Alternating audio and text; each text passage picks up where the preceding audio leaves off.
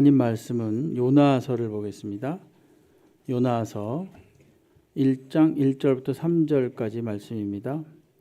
요나서 구약성경 1287페이지에 있습니다. 제가 한 절, 성도님들께서 한 절 서로 교독하겠습니다. 1절을 제가 먼저 읽겠습니다. 여호와의 말씀이 아미떼 아들 요나에게 임하니라. 이르시되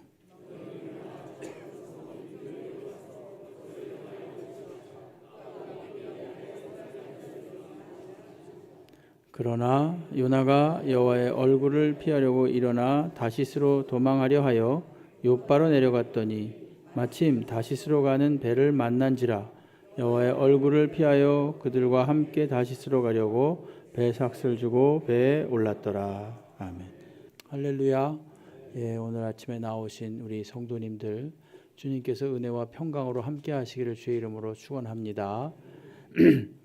지난 시간까지 갈라디아서를 마쳤고요. 오늘서부터 요나서를 보도록 하겠습니다. 요나서 1장 1절로 3절 말씀으로 제목이 좀 재밌죠? 도망가지 맙시다. 우리 같이 한번 해볼까요? 옆에 분한테 웃으면서 말해야 됩니다. 도망가지 맙시다. 도대체 무슨 얘기인지 한번 들어보시기 바랍니다. 도망가지 말고 한번 들어보시죠. 요나라는 선지자가 있었습니다. 제사장은 인간의 죄를 지고 백성의 죄를 지고 하나님께 가서 제사를 드리면서 죄사함을 받는 그런 직분이라면, 선지자는 반대로 하나님의 말씀을 가지고 백성들에게 가서 전하는 사람이 선지자입니다. 요나는 선지자이고 오늘 본문 1장 2절과 그다음에 3장 2절에 두 차례 하나님의 말씀을 받는 장면이 나옵니다. 근데 내용이 똑같습니다. 1장 2절을 보시면 너는 일어나 저 큰 성읍 니느웨로 가서 그것을 향하여 외치라. 그 악독이 내 앞에 상달되었음이니라 하시니라. 이렇게 말씀하시고요. 역시 3장 2절에도 똑같은 말씀을 말씀하고 있습니다. 한마디로 말하면 일어나라, 그 다음에 가라, 외치라, 이렇게 요약해서 말할 수가 있습니다. 하나님께서 요나에게 하라고 하신 내용은 바로 일어나라, 가라, 외치라. 아주 간단하게 요약할 수 있습니다. 근데 특이한 것은 일어나서 가서 외치는 장면보다는 요나가 도망가다가 혼나는 장면이 더 많고, 또 요나가 하나님께 불평하는 장면이 더 많습니다. 그러니까 이게 요나서 선지서인데도 불구하고, 소선지서인데도 불구하고 과연 이게 선지서인가 아니면 요나의 경험담을 쓴 것인가 헷갈릴 정도로 요나에 관한 이야기가 대부분을 차지하고 있습니다. 불과 4장밖에 되지 않는데도 불구하고 주로 요나의 경험적 이야기가 쭉 적혀져 있습니다. 오늘 우리가 본문을 1절부터 3절까지 읽었는데, 읽은 것처럼 요나는 하나님의 말씀을 순종하는 것이 아니라 불순종합니다. 근데 그것도 아주 애써서 불순종합니다. 힘을 들여서 불순종을 해요. 요나는 불순종해서 니느웨의 정반대 방향이었던 다시스 쪽으로 도망을 갑니다. 그러다가 결국은 바다에 던져지게 됩니다. 그리고 물고기 뱃속에서 사흘간 지나게 되고요. 그리고 겨우 살아나와서 하나님께서 명령하신 대로 니느웨로 가서 외칩니다. 그런데 뜻밖에도 니느웨 사람들이 회개를 합니다. 뜻밖에도. 참 이상하죠. 요나가 생각하기엔 이게 굉장히 정말 생각 밖의 일이었던 겁니다. 그러자 요나는 또 하나님을 원망합니다. 하나님, 제가 뭐라 그랬습니까? 하나님은 은혜로우시고 자비로우시고 노하기를 더디하시고 그리고 인애가 풍성하신 하나님 아닙니까? 제가 그런 분인 줄 몰랐습니까? 하나님 그런 분인 줄 알고요. 저는 가서 안전한 겁니다. 만약에 저들이 회개하면 하나님 용서하실까 봐 제가 안전한 겁니다. 말이 좀 이상하죠. 그렇죠? 저 원수 같은 사람들, 저 니느웨 사람들이 멀쩡하게 회복되는 꼴을 저는 못 보겠습니다. 이런 겁니다. 그래서 그 말씀을 거역한 거죠. 그리고 심지어 그가 물고기 뱃속에서 나와서 죽다가 살아나와가지고 이 하나님의 말씀을 외쳤을 때 니느웨가 회개하니까 뭐라 그러는지 아십니까? 4장 3절 말씀 한번 보세요. 뒤로 잠깐 넘어가 보시면은 4장 3절에 이런 말을 해요.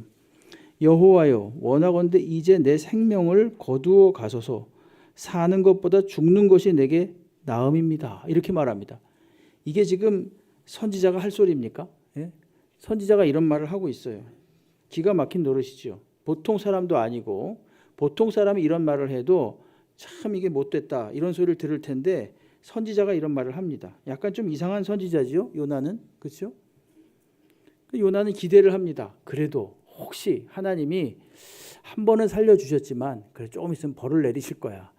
니느웨에다가 큰 재앙을 내리실 거야. 이러면서 그런 저들이 혼나는 기대를 하면서 무슨 일이 일어나기를 기대하면서 이제 바라보는 거예요. 가만히 바라보는데 그때 날씨가 엄청 더웠습니다. 그러니까 하나님께서 요나에게 그늘을 만들어주기 위해서 박넝쿨을 예비하시고 넓적한 잎사귀로 그 햇볕을 가리게 합니다. 그리고 나서 그 다음 날에는 벌레를 동원해 가지고 다시 또 그 박넝쿨 잎사귀를 갉아먹게 만들어요. 그러니까 요나가 또 화가 났습니다. 너무 이 태양이 쨍쨍 내려 쬐니까 하나님께 화를 낸 겁니다. 4장 8절 한번 보세요. 4장 8절. 해가 뜰 때 하나님이 뜨거운 동풍을 예비하셨고 해는 요나의 머리에 쪼임에 요나가 혼미하여 스스로 죽기를 구하여 이르되 사는 것보다 죽는 것이 내게 나으니이다 하니라. 이렇게 말합니다. 참 이것도 좀 어쩌면 보면 되게 좀 뭐라 그럴까요? 하나님께 대한 도전적인 말이기도 하고 좀 한심스러운 말이기도 하고 이렇습니다. 이런 말을 아주 서슴없이 할 수 있는 사람이 바로 이 요나였어요. 2번이나 죽여달라 그러죠. 4장 3절에도 그렇고 4장 8절에도 그렇고 그것도 하나님 앞에. 그러니까 하나님이 뭐라고 말씀하시냐면은 얘야 이렇게 하룻밤에 났다가 말라버린 그런 박널쿨도 네가 아끼거든. 무려 이 니느웨에는 앞뒤 좌우를 분간하지 못하는 12만 명이나 되는 사람이 있다. 그러니 내가 그것을 그대로 두는 게 낫겠느냐? 옳겠느냐? 그러면서 얘기가 맞춰요. 그러면서 요나서가 끝납니다. 이게 요나서의 내용입니다. 이건 아마 주일학교 아이들도 잘 아는 내용일 겁니다. 그래서 오늘은 좀 더 깊이 요나서를 좀 보고자 합니다. 이 요나는 북이스라엘의 선지자였습니다. 요나가 활동했던 이 북이스라엘의 왕은 여로보암 2세였습니다. 역사적으로 볼 때 여로보암 2세는 예수님 모시기 한 800여 년쯤 전의 왕입니다. 지금 요나가 하나님의 말씀을 받았을 때가 바로 그때입니다. 1절로 다시 오게 되면 오늘 본문 1장 1절로 오게 되면은 아미떼의 아들 요나다 이런 표현이 나옵니다. 아미떼의 아들 왜 그랬을까요? 이 말을 왜 썼을까요? 요나가 실제 인물이라는 것을 말하기 위함입니다.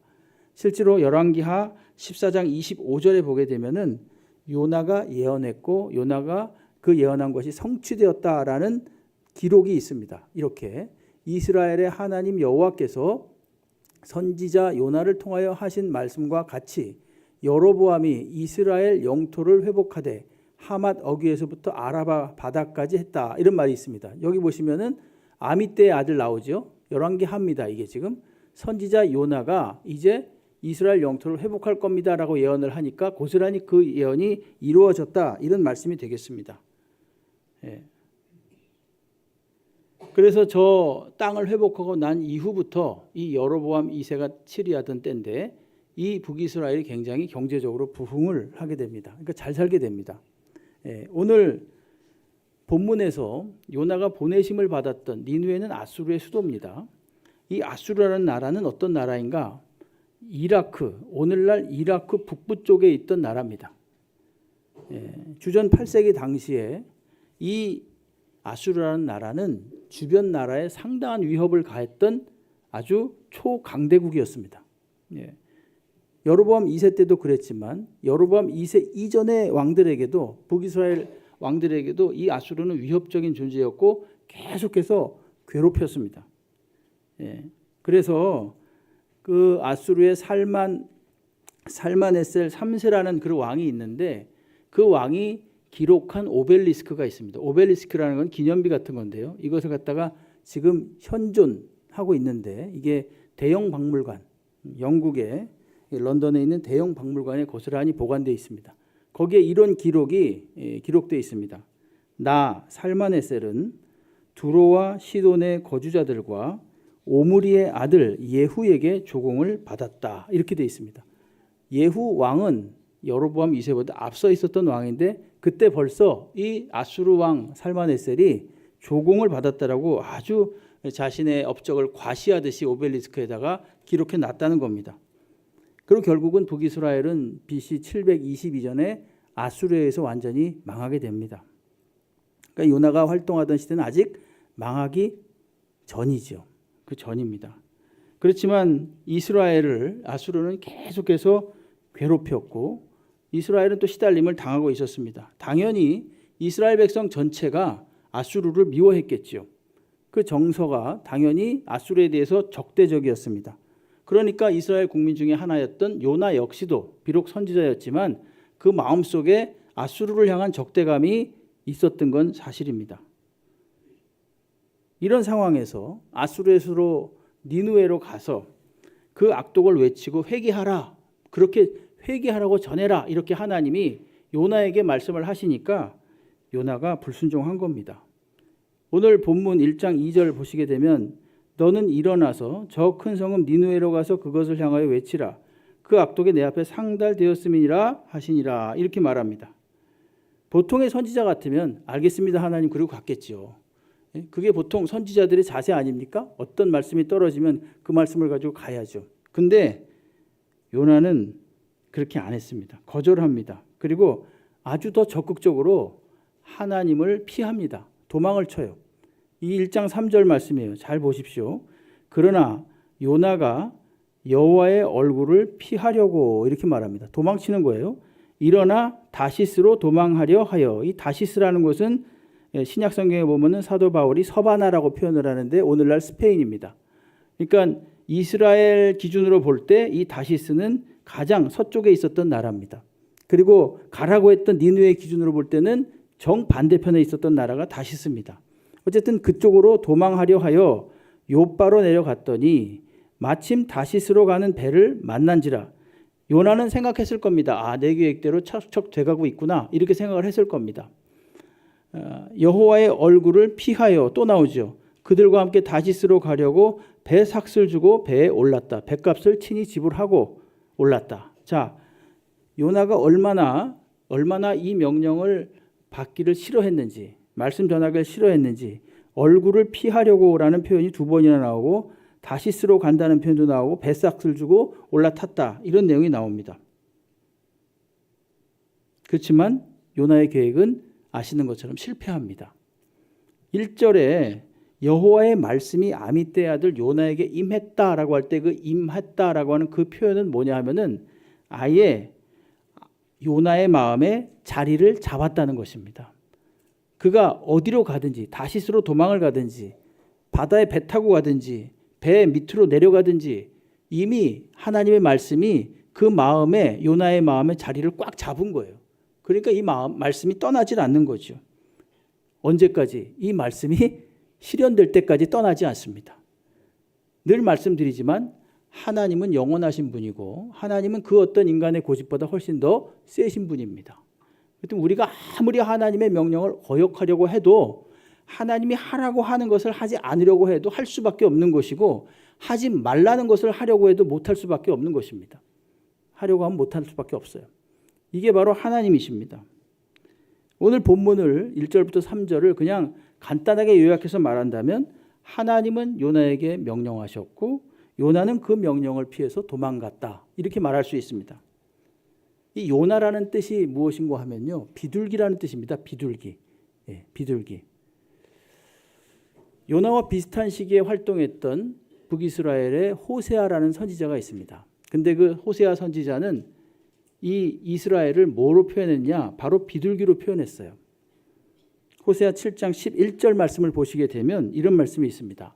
에브라임은 북이스라엘의 대표적인 지파입니다. 그래서 에브라임 그러면 북이스라엘을 나타낸다. 예를 들어서 평양 그럼 북한을 나타내듯이 에브라임 그럼 북이스라엘을 나타내는 거예요.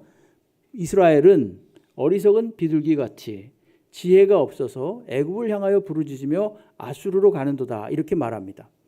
그러니까 이스라엘이 어리석은 비둘기처럼 하나님 의지하지 아니하고 엉뚱하게 애굽이나 아수르 이런 나라들을 지혜 없는 자처럼 의지하고자 한다.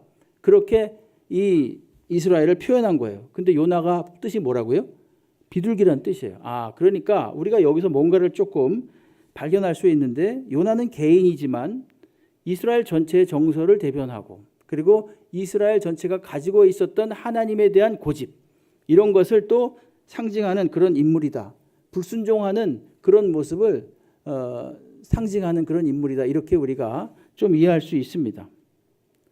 북이스라엘은 경제적으로 잠시 부유했었습니다. 그렇지만 하나님을 배척했습니다.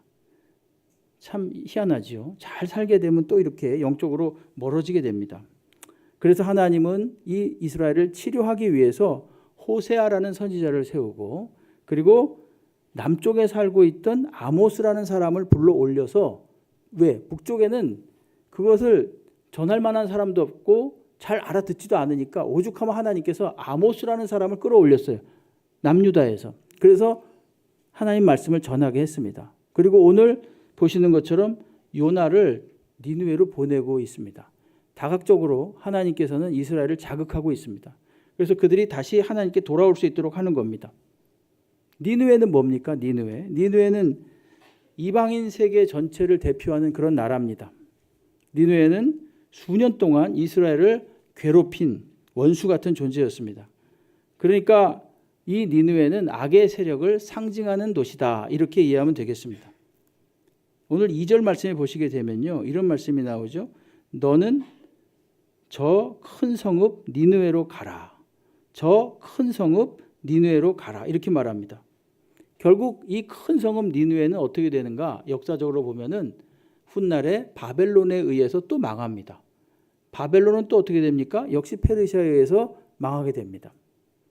요한계시록 18장 2절 말씀에 보시게 되면은 힘찬 음성으로 외쳐 이르되 무너졌도다 무너졌도다 큰 성 바벨론이요, 이렇게 말합니다. 결국 아수르도 망하고 결국 바벨론도 망합니다. 특이한 것은 이 성경에서 크다라는 표현을 할 때 그것이 별로 그렇게 긍정적인 이미지가 아니라는 거예요. 여기도 큰 성 니느웨라고 썼고, 저기 지금 요한계시록에 보게 되면 큰 성 바벨론이다, 이런 표현을 써서 부정적으로 표현합니다.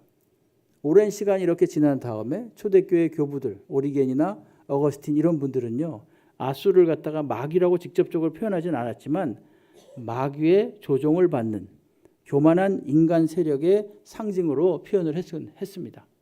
그 정도로 니느웨는 굉장히 악한 그런 도시였습니다. 왜 하나님은 그러면 이스라엘을 그토록 괴롭히고 힘들게 하는 니느웨에 요나를 보내셨겠습니까? 우리는 이제까지는 이렇게 생각을 했죠. 물론 틀린 말이 아닙니다. 당연히 니느웨에 가서 복음을 전하라. 당연히 하나님을 전하고 그들도 하나님을 믿게 하라. 이것이 우리가 알고 있는 상식입니다. 그리고 그것은 맞는 말입니다. 그러나 오늘 우리가 조금 더 깊이 살펴본다면 좀 더 하나님에 대한 하나님의 어떤 마음에 좀 더 깊은 생각이 있었다는 것을 알 수 있습니다. 궁극적으로 니느웨를 위한 것뿐만이 아니라 이스라엘을 위함이기도 했다라고 하는 것입니다. 앞에서 본 것처럼 이 북이스라엘은요, 무척 타락한 상태였습니다. 경제적으로 잘 살고 있는 요나 시대에, 이 여로보암 2세 때 굉장히 잘 살고 있을 때지만 영적으로 굉장히 타락했던 그런 시대입니다. 하나님께서 가난했던 이들에게 땅을 돌려주면서 경제적으로 부유하게 하면은 하나님께 감사해서 돌아올 줄 알았던 거죠. 하나님께서는 그렇게 생각하시고 이들을 부욕해 주셨는데 그렇지 않았습니다. 오히려 더 부패해져 갔습니다.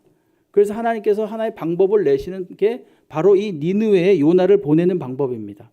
만약에 니느웨가 요나가 전한 말을 듣고 회개해서 하나님께 돌아온다면 그것을 보면서 이스라엘 백성들이 무슨 생각을 하겠느냐 이거죠.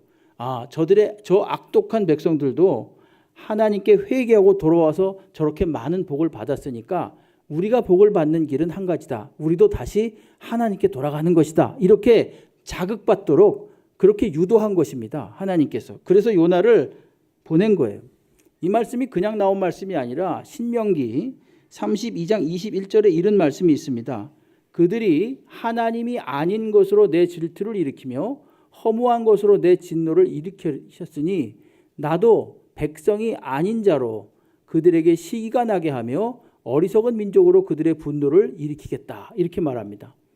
그들이 나에게 질투를 일으켰으니 나도 그들에게 질투를 일으켜서 그들이 내게 돌아오도록 하겠다라는 게 하나님의 뜻이었어요. 이걸 갖다가 사도 바울은 로마서 10장 19절에서 인용해가지고 이렇게 말을 합니다.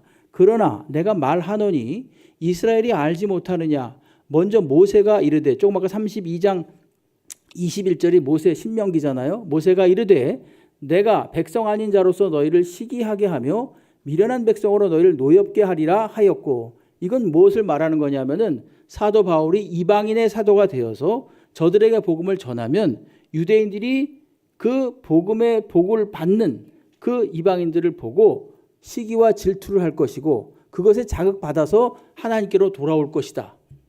그런 용도로 나를 세웠다는 것입니다. 사도 바울이 지금 그걸 말하는 거예요. 예.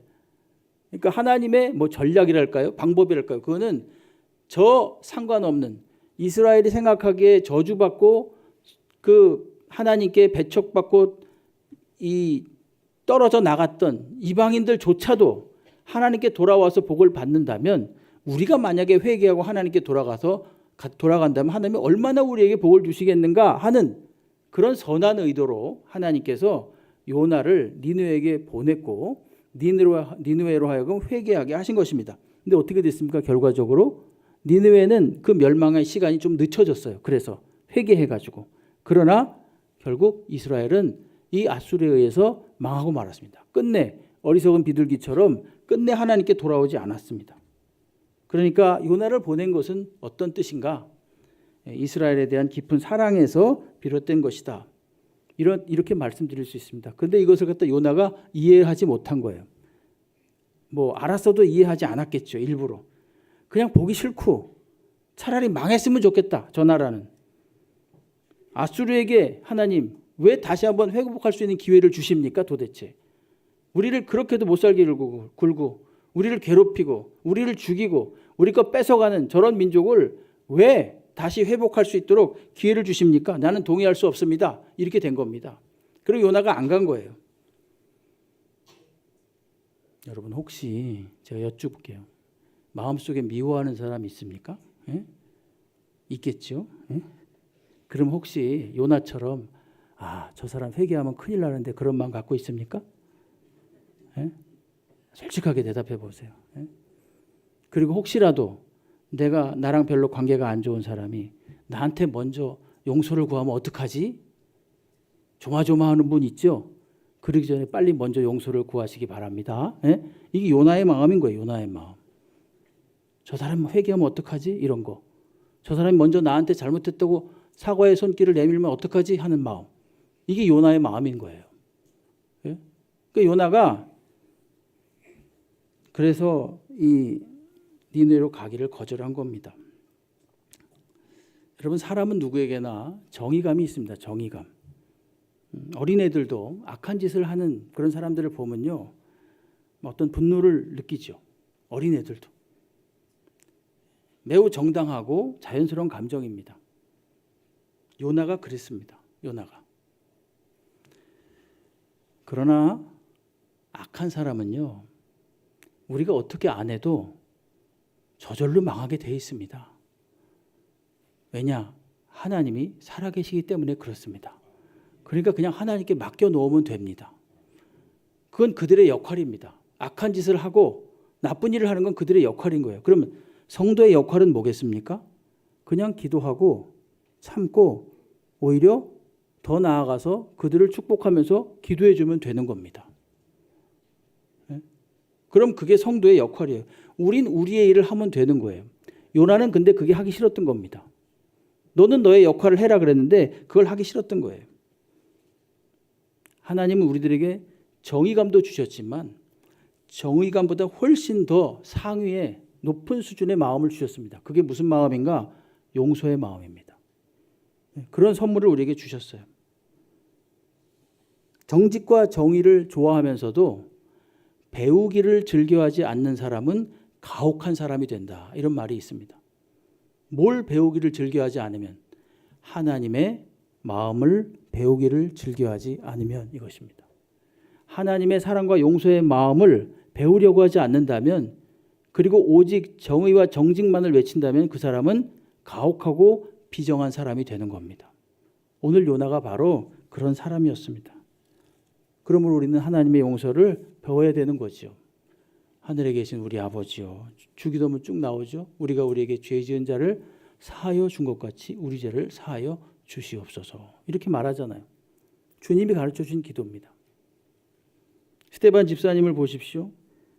사도행전 7장 59절로 60절에 보게 되면 그들이 돌로 스데반을 치니 스데반이 부르짖어 이르되 주 예수여 내 영혼을 받으시옵소서 하고 무릎을 꿇고 크게 불러 이르되 주여 이 죄를 그들에게 돌리지 마옵소서, 이 말을 하고 자니라. 죽었다, 이런 뜻이죠.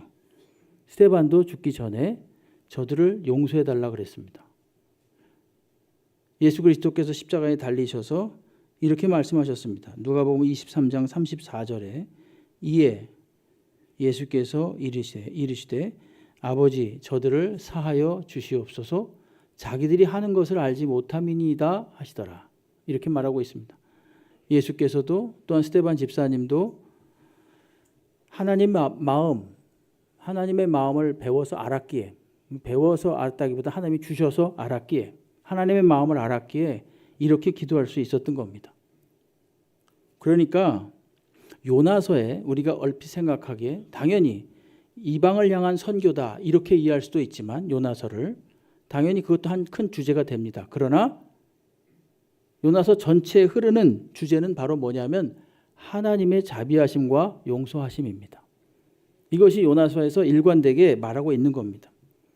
앞에 1장 9절 말씀해 보시게 되면요, 그가 대답하되 나는 히브리 사람이요 바다와 육지를 지으신 하늘의 하나님 여호와를 경외하는 자로다, 이렇게 말합니다.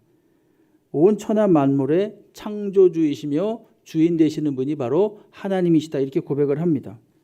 그러니까 이 말은 뭐냐 하면 하나님의 이 자비하심이 이스라엘 나라 모든 백성까지 다 미치고 있다, 이것을 지금 강조하기 위해서 요나를 보내는 겁니다. 잘 생각해 보십시오, 여러분. 어떤 사람들이 그렇게 말합니다. 왜 이스라엘의 신을 믿느냐? 왜 이스라엘의 하나님을 믿느냐? 아닙니다. 이스라엘의 하나님이 아닙니다. 이스라엘만의 하나님이 절대로 아닙니다. 온 인류의 하나님이십니다. 해와 달과 별을 가만히 보십시오. 그러면 해와 달과 별이 이스라엘만 비치고 있습니까? 아닙니다. 전 세계를 다 비치고 있잖아요. 이 지구의, 이 우주의 모든 질서가 이스라엘만을 위한 것입니까? 아닙니다. 온 인류를 위한 것입니다. 그렇기 때문에 하나님은 우리의 생각을 훨씬 더 넘어서시는 크신 하나님이십니다. 출애굽에 해가지고 나올 때 거기에는 이스라엘 백성 히브리인만 나온 것이 아니라 허다한 잡족들이 같이 따라 나왔습니다. 우린 그걸 놓쳐서는 안 됩니다. 예수님의 시대로 점점 가까워 오면서 이 말씀이 더 실감이 납니다. 우리가 잘 아는 룻이라는 여인이 있습니다. 그 여인은 이스라엘 사람이 아닙니다. 모압 여인이십니다. 모압 여인. 그는 보아스와 결혼해서 오벳을 낳고 오벳은 이새를 낳고 이새는 다윗을 낳았습니다. 보아스는 살몬과 결혼한 가나안 여인 라합에게서 낳은 자식이 보아스입니다. 가나안 여인 라합이 누굽니까? 가나안에 있던 기생이었습니다. 마태복음 처음에 보면 예수 그리스도의 세계라 그러면서 예수님의 족보가 쭉 나옵니다. 마태복음 1장 5절로 6절 말씀을 보시게 되면은 살몬은 라합에게서 보아스를 낳고 보아스는 룻에게서 오벳을 낳고 오벳은 이새를 낳고 이새는 다윗 왕을 낳으니라. 다윗은 우리아의 아내에게서 솔로몬을 낳고 하다가 누가 태어납니까? 예수 그리스도가 태어나는 겁니다. 그러니까 모든 사람들이 그 조건과 자격에 상관없이 인종과 혈통에 상관없이 전부 다 예수를 믿으면 하나님의 백성이 된다는 것을 말하는 것입니다. 성경은 어디나 구약이나 신약이나 다 똑같이 일관되게 이 말을 하고 있습니다. 그러므로 요나서에서 말하는 것도 똑같이 하나님의 사랑, 하나님의 용서, 하나님의 자비하심은 니느웨 백성들에게도 구분이 없다. 다 미치고 있다. 그리고 그 도구로서 네가 가라. 그러면서 요나에게 하나님이 명령하신 겁니다. 여러분, 오늘도 우리는 요나처럼 니느웨로 보내집니다. 가기 싫은 직장, 가기 싫은 일터, 만나기 싫은 사람들, 이게 다 니느웨입니다. 어찌 보면. 그런데 하나님이 우리를 보냅니다. 그래서 그 껄끄러운 상대를 만나라고 합니다. 그때 오늘 제목처럼 요나처럼 도망가지 마시기 바랍니다.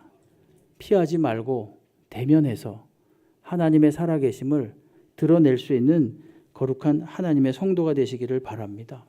궁극적으로 누구를 위함이라고요? 그게 아까 이스라엘을 위함이라고 했던 것처럼 오늘 나를 니느웨 같은 세상으로 보내는 것, 내가 상대하기 싫은 그 사람을 만나도록 하는 것, 내가 가기 싫은 그 장소에 가도록 하는 것, 그것은 바로 하나님께서 나의 마음을 더 넓히시고 더 따뜻하게 하고 더 단련하시기 위한 방편으로서 그렇게 하시고 궁극적으로 하나님의 크신 자비하심을 나로 하여금 맛보도록 하기 위함인 것입니다.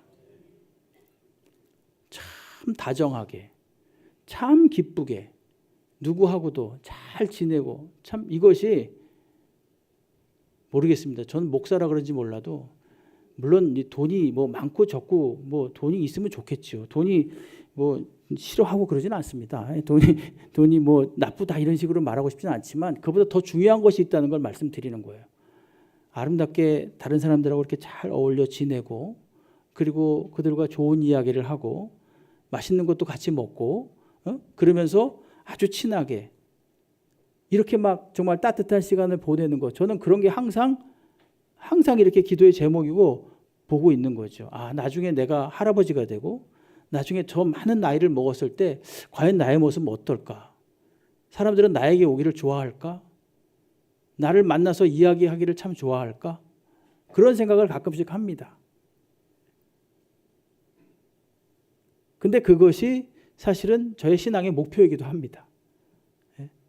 잘 먹고 잘 사는 것도 좋은 일이지만은 우리가 그 누구하고도 같이 이렇게 좀 얘기도 하고 시간 가는 줄 모르고 좀 더 같이 있으면 좋겠고 제발 가지 말았으면 좋겠고 뭐 이런 그런 관계가 된다는 것 얼마나 좋겠습니까? 뭐 거창한 게 아닙니다. 우리들의 신앙이라는 게. 니느웨 같은 세상은 오늘도 우리를 기다리고 있고 사람들은 우리를 기다리고 있습니다. 그럴 때 피하지 말고 가셔서 실제 또 겪으면 아무것도 아니에요. 부딪혀서 말하면 또 아무것도 아니에요. 왜 그랬나 싶을 정도로 아무것도 아닙니다. 여러분. 용감하게 담대하게 용기를 내서 부딪혀서 승리하시기를 주의 이름으로 축원합니다.